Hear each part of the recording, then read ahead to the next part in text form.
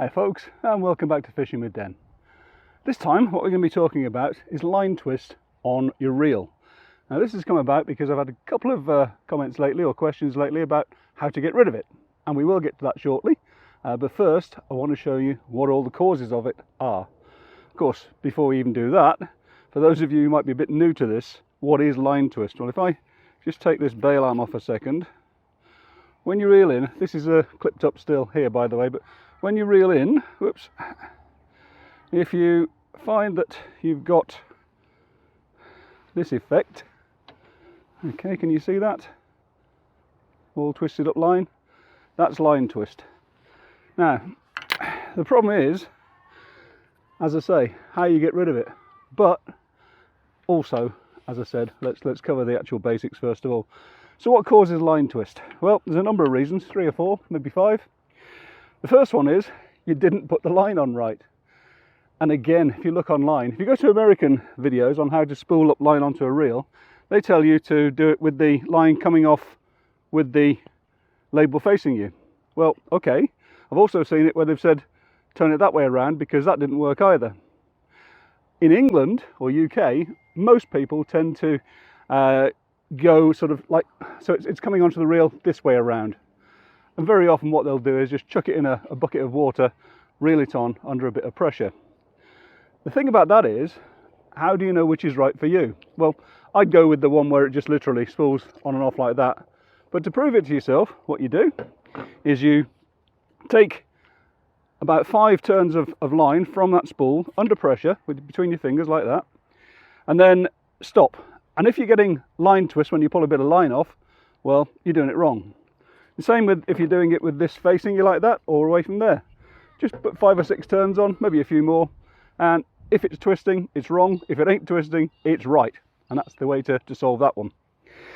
Okay, so the next thing is, it's the line roller here on the bail arm. For those of you again that are new to this, this is the line roller, and that is actually a free running bearing, that brass thing in there. That is often called a twist buster bearing these days. Never used to have it years and years and years ago. We used to get a lot of line twist, but that roller just helps that to sort of reduce, well, actually reduce it quite a lot. So how do you know if that roller is turning freely? Because it all looks the same, frankly, especially as you're getting older and your eyesight's not so good. So all I do is I just get a little touch of a felt tip pen, a permanent marker, put a black mark on the brass roller there, and then get something like either a piece of line, or I very often use a toothpick, and just roll it across like that. If you see that black line moving freely, that's not the problem in this case. So that's the second cause resolved. The third cause, and this is when you're having a really, really good day, is when you're actually running against the clutch. So here we go. If I just release the clutch when it's doing that, and you're winding against it like that, okay, that also puts line twist in. There is another element to this, which I'll again come back to in a second, but those are the main elements of line twist. For those of you that use distance sticks, when you're sort of going out to a given distance, let's say 30 meters, and you put it on the line clip, and then you know you're exactly going to the same place every time. As I say, what a lot of people do is they take their distance sticks, which are say 3 meters apart, and they just wind the line around and around and around, in this case 10 times, because that's 30 meters, and that's how they know they're at.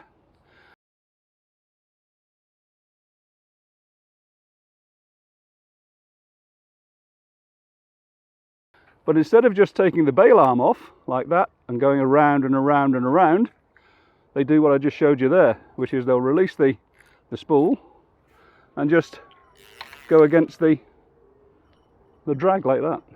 And again, what you're doing is putting more twist into it. So that's the fourth and final sort of reason for it. So we finally get to the point, how do I get rid of this? Well, again, that's easy. All we do, if I take this off, this is a waggler rod which I haven't used for a short while, and the line needs to be changed. Just get rid of that. Just put that down there. What you do, this is obviously just the bulk shot and the swivel that holds the float on. What I'm going to do is I'm going to cut it off and put it there. Now this is the important part. No knots, no nothing on there. The line must be free to run. And all you do, open the bail arm, prop it up somewhere. In this case, I'll prop it on that rod rest down there. He said hopefully. This is one I didn't prepare earlier. I'm going to grab the line from the end and I'm going to just walk it out.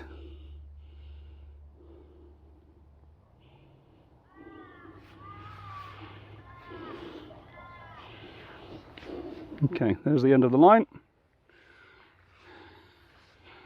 And off we go. Going to walk out, whoops, bit of a hole in the ground there, about 30 meters, maybe a little bit more because that's how far we're fishing. And then I'm just going to drop it on the ground. So this tree will do, it's about 35 meters. I did check that one earlier. Just drop it on the ground.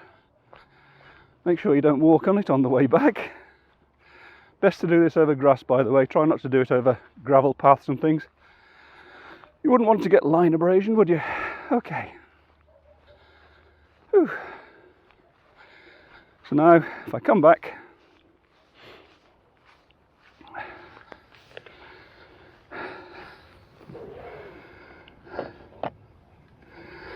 okay, now this is the important part.